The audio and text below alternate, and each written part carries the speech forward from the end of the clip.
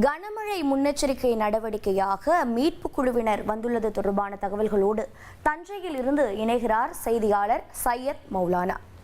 சையத் மௌலானா, வணக்கம். தற்போது தஞ்சையில் மழை நிலவரம் எப்படி இருக்கிறது? மீட்பு குழுவினர் அங்கு இருக்கிறார்கள். பொதுமக்கள் இல்லங்களில் மழைநீர் ஏதேனும் தேங்கி இருக்கிறதா? அங்கு மின்சாரம், சாலை வசதி எல்லாம் எப்படி இருக்கிறது? தகவல்களை பதிவு பண்ணுங்க.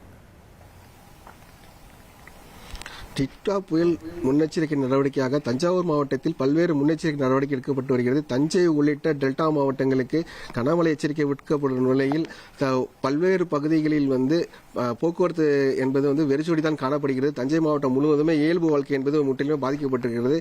முன்னெச்சரிக்கை நடவடிக்கையாக தேசிய பேரிடர் மீட்பு குழுவினர் தஞ்சை வருகை வந்துள்ளனர். எந்தெந்த பகுதியில் பாதிப்பு ஏற்படுமோ அந்த பகுதியில் சென்று பாதிப்புகளிலிருந்து பொதுமக்களை மீட்பதற்காக அவர்கள் சென்னையிலிருந்து தற்போது தஞ்சைக்கு வந்திருக்கிறார்கள். இவர்கள் பாதிக்கக்கூடிய பகுதிகளுக்கு சென்று பொதுமக்களை மீட்பதற்காக வந்திருக்காங்க. தஞ்சை மாவட்டத்தை பொறுத்தவரைக்கும் பார்த்தீங்கன்னா காலை முதலே விட்டு விட்டு மழை என்பது பெய்து வருகிறது. தற்போது வரைக்கும் 21 மில்லிமீட்டர் அளவுக்கு மழை என்பது பெய்து வருகிறது.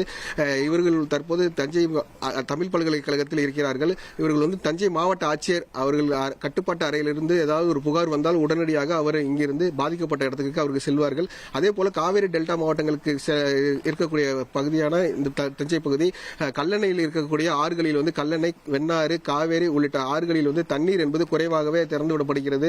ஏனென்று சொன்னால் தண்ணீர் அதிக அளவு சென்றால் பாதிப்பு என்பது ஏற்படும், ஆறுகள் உடைந்து ஏற்படும் என்பதற்காக தண்ணீர் என்பது குறைவாக திறக்கப்படுகிறது. தற்போது இந்த தேசிய மீட்பு குழுவினர் இருக்காங்க, அவங்கள்ட்ட கேட்போம்.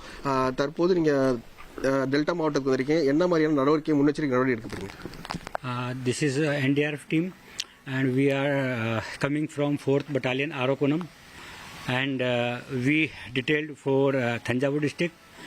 My team total 33 rescuers and we have sufficient equipments, flood rescue equipment, CSSR equipments, communication equipments, boats, OBMs, life jackets, cutting equipments and all type equipments, and we are ready for handle any contingencies.